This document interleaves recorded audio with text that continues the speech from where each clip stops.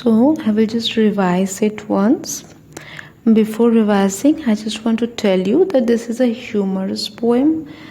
We have been struggling with strong chapters, bold characters like Annie Frank, like Wanda. We have struggled with Peggy. We have struggled with Maddie.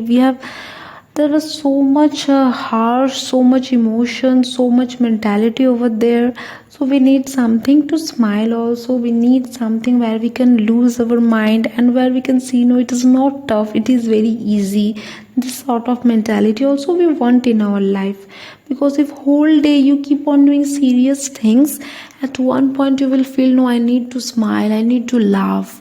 So that is why humor, satire, all these things are necessary for our life. Like similarly, these things are necessary for your subject.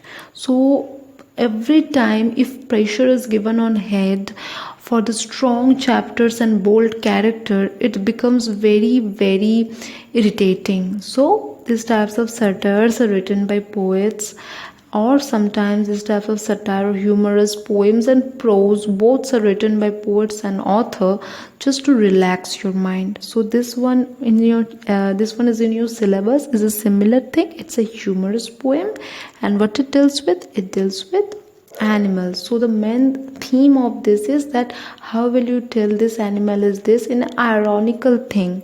If done in a very joking way, things are told about what?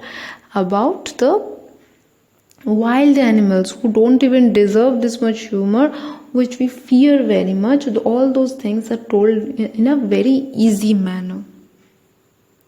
So first it deals with the Asian lion. What it deals with? Asian lion. And what is the main characteristic? Large and tawny beast. When it roars, you know you are going to die. Then it's a Bengal tiger. As we have seen, it's a noble about its tribe, and it eats you as soon as it notices you. But remember, it is a noble one. And why? Because this animal only hunts when it is hungry, and not like a leopard who hunts for its pleasure. A leopard hunts for its pleasure, but a Bengal tiger hunts only when it is hungry. It does not do such pleasurable worse acts. Okay, that is the difference between the Bengal tiger and the leopard.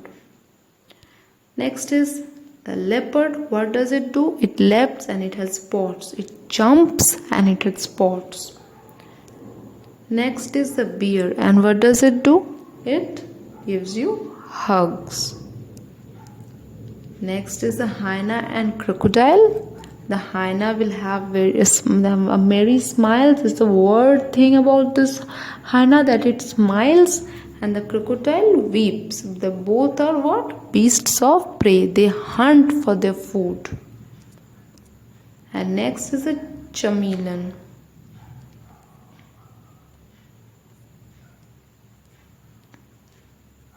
It's a lizard sort of thing. It does not have any ears or wings, and it changes its color. If there is nothing in the tree you see, it's a chameleon. Okay. So these are the things that the poet discusses. These are certain animals that the poet discusses over here.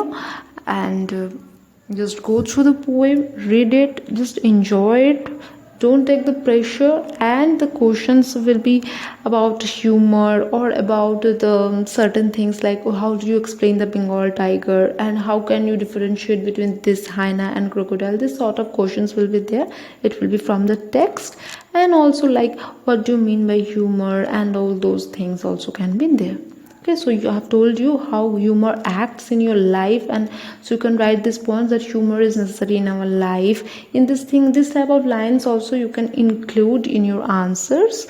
It will enhance if certain question comes. But if question comes directly from the text, like differentiate between Asian lion and Bengal tiger, then you just need to write about these two paragraphs explanation.